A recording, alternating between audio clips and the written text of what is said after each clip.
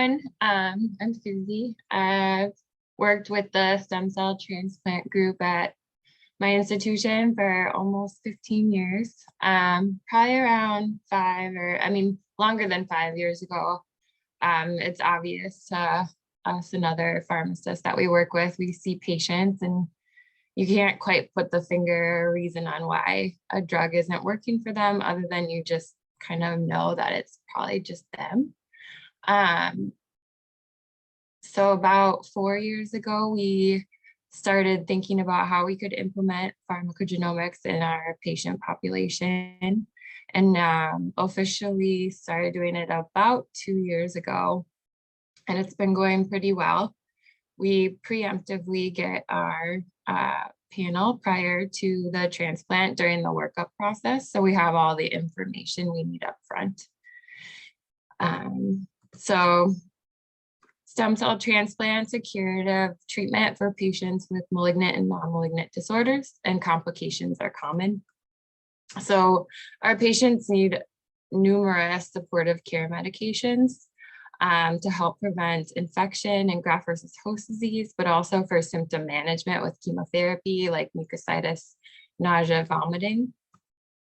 As we all know, an individual's genetic expression of metabolizing enzymes contribute to the variability of many medications. And so we're able to use preemptive PGx to help with our dosing recommendations. So my team and I have a pretty tight, what we call our paper CDS, or paper clinical decision support, that we use for making our recommendations.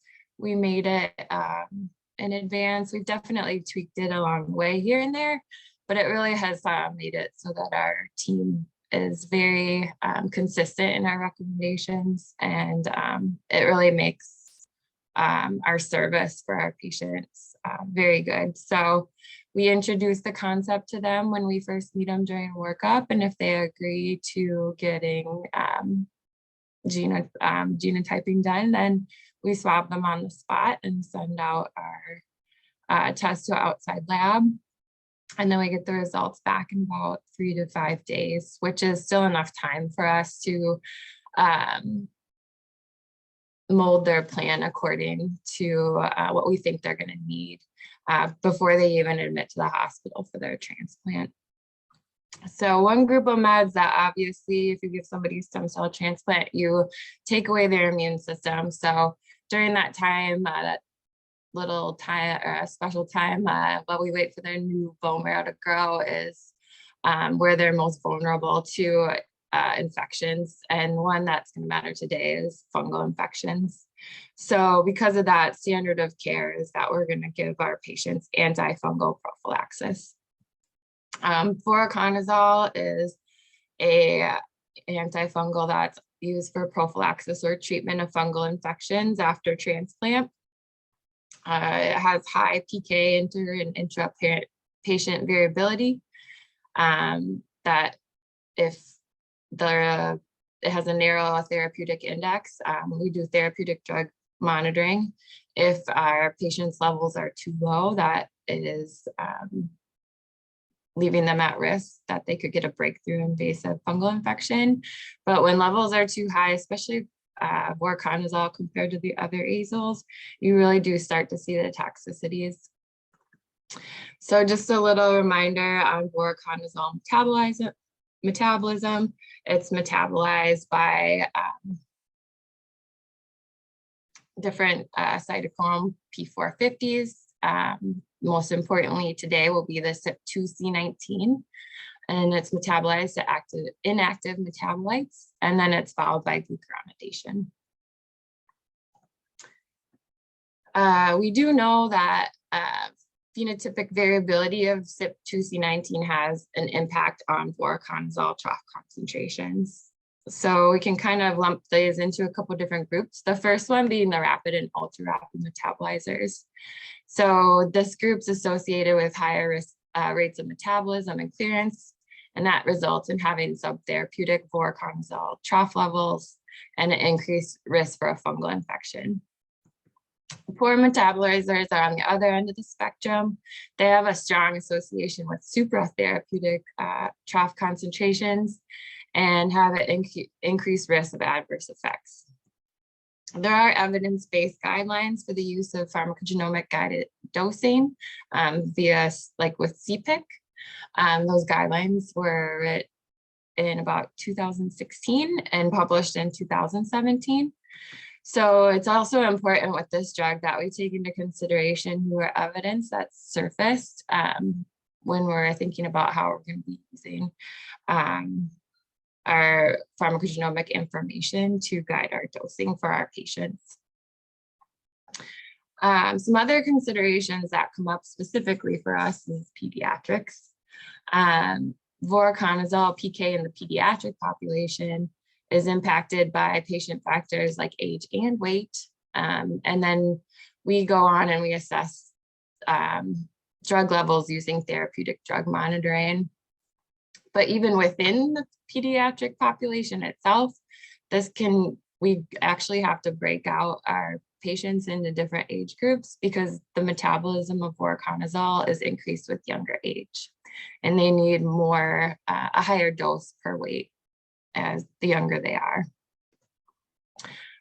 Previous research at our institution, as well as other institutions, has identified the association between the CYP2C19 phenotype and voriconazole pharmacokinetics.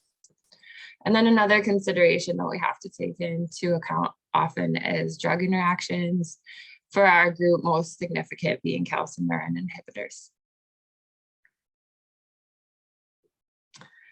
This slide is here a little bit for posterity, but just to show you the assignment of the different phenotypes based on diplotypes.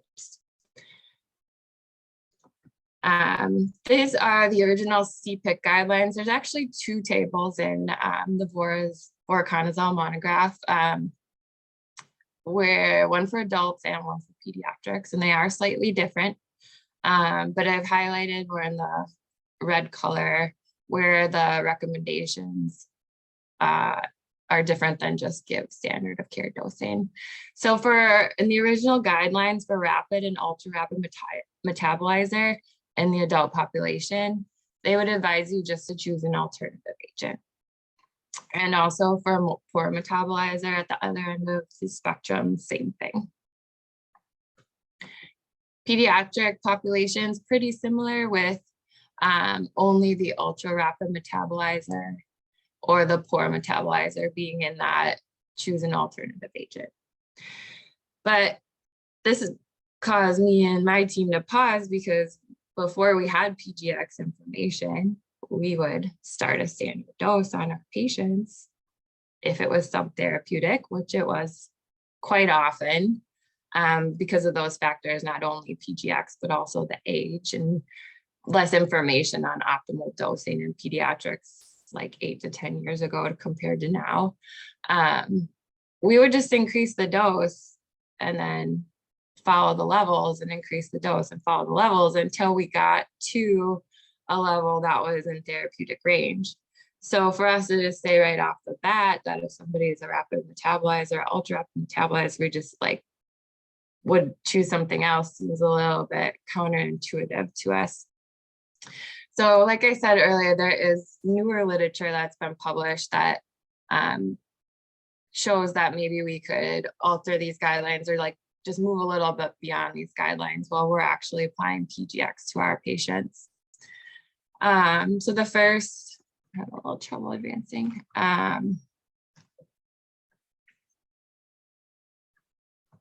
There we go. So the first study that I want to point out was done at Cincinnati Children's. They did a before and after study. So they started by looking at their control group, which was just what they did before PGx. So they gave every patient what was a standard dose, 5 milligrams per kilogram per dose every 12 hours and followed that with therapeutic drug monitoring. And what would happen is after 3 days, they would get a trough level. And if the patient was not in therapeutic range, then they would increase the dose by 50%. And the median time it took them to reach their target concentration was 29 days. So then they retrospectively genotyped their patients and kind of like looked at all their data and decided what kind of dosing schema they could come up with that. Oh, in addition, that they also reached one of their conclusions is that the standard voriconazole dosing in pediatrics is inadequate for VORI levels. So like the standard dose at the time just wasn't cutting it for most patients anyway.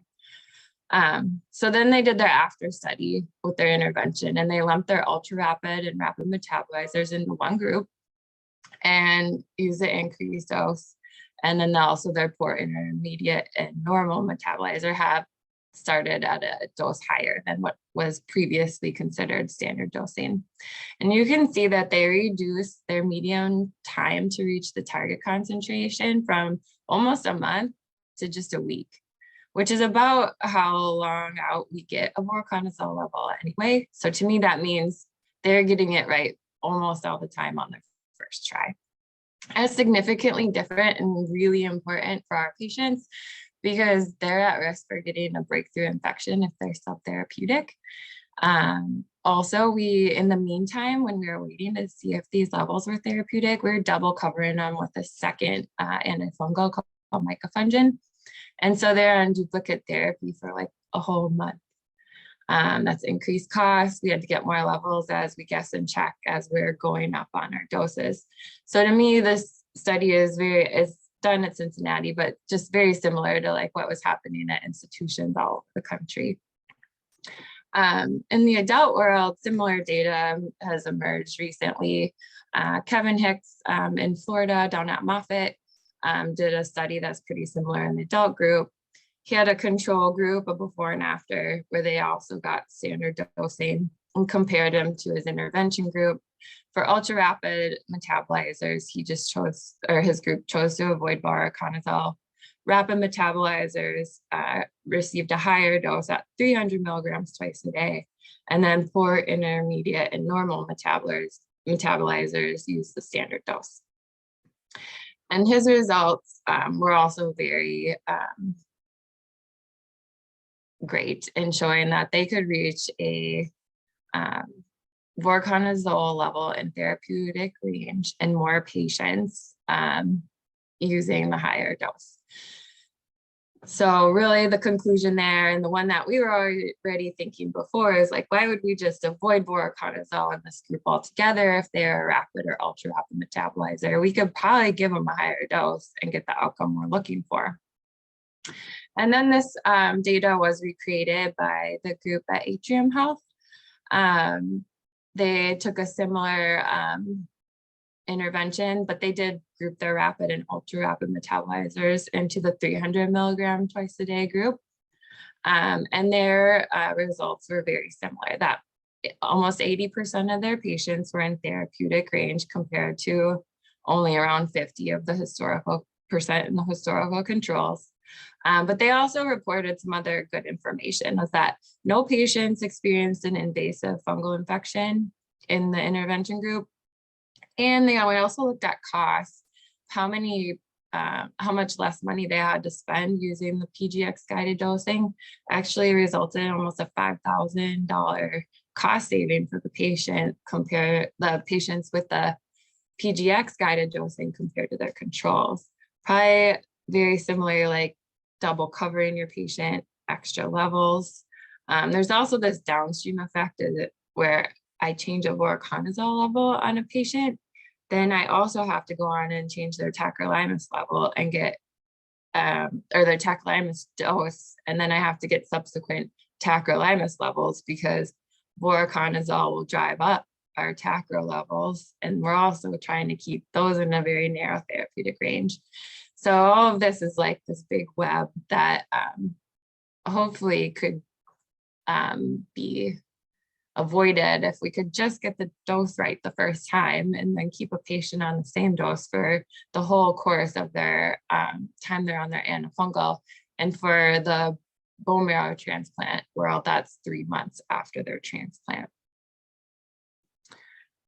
So this is more like what our team follows. It's a dosing schema that's a little bit modified from CPIC. So if you're an ultra rapid metabolizer, The implication is that your voriconazole concentration or your trough concentration is going to be low. So you could initiate therapy with a higher than standard dose or recommend alternative therapy. Same with rapid, but we just say go ahead and initiate therapy with a higher than standard dose. And then intermediate, we just use standard dose. And then we also have data in our pediatric population that's showed us that we could use a lower than standard dose for those patients.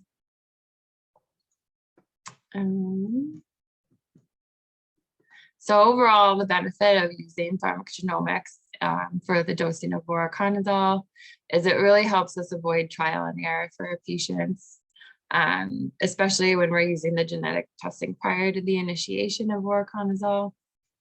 It improves our time to therapeutic. It results in fewer dose adjustments.